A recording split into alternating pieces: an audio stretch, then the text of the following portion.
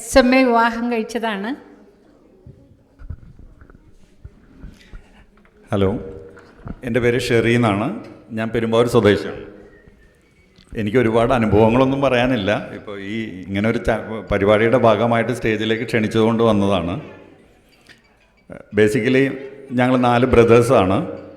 അതിലെനിക്ക് മാത്രമാണ് 2 പെൺകുട്ടികളുള്ളത്. അപ്പോൾ കാലങ്ങളായിട്ട് ഞങ്ങൾ ബ്രദേഴ്സ് ഈ നിയമത്തിൻ്റെ കോംപ്ലിക്കേഷൻ വീട്ടിൽ സംസാരിക്കുമായിരുന്നു. ഞങ്ങൾ പൊതുവെ കുറച്ച് പ്രോഗ്രസീവായിട്ടുള്ള ഫാമിലിയാണ്. അപ്പോൾ ഈ ഇസ്ലാം കമ്മ്യൂണിറ്റിയിൽ വരുന്ന ഈ പ്രശ്നങ്ങളെല്ലാം ഞങ്ങൾ വളരെ കാലങ്ങളായിട്ട് ഡിസ്കസ് ചെയ്തുകൊണ്ടിരിക്കുന്നതാണ്. അപ്പോൾ ഇത് കൂടുതൽ പ്രൊമിനൻ്റായിട്ട് വരാൻ കാരണം ഞങ്ങളുടെ റിലേഷനിൽ തന്നെ ഇങ്ങനെ പെൺകുട്ടിയുള്ള ഒരു ഫാമിലിയിലെ വാപ്പ മരിച്ചു കഴിഞ്ഞപ്പോൾ ഉണ്ടായ കോംപ്ലിക്കേഷനാണ് കൂടുതൽ ഇത് സീരിയസ് ആയിട്ട് ചർച്ച ചെയ്യാൻ കാരണം.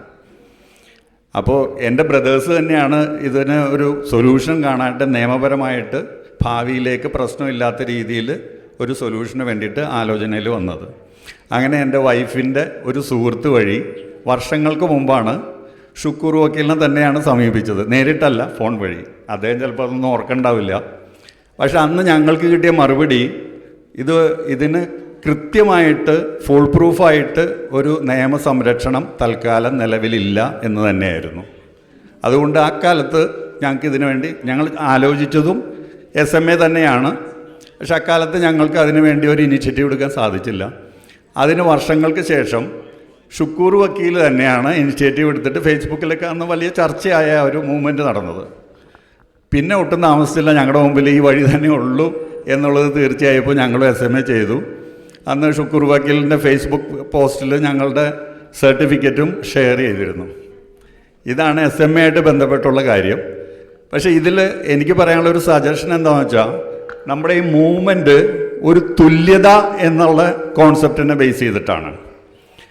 ഇപ്പോൾ ഈ SMA ചെയ്യുന്നവരെല്ലാവരും തന്നെ 2 പെൺകുട്ടികളുള്ളവർ മാത്രമാണ് SMAക്ക് പോകുന്നതായിട്ടാണ് ഞാൻ മനസ്സിലാക്കുന്നത്.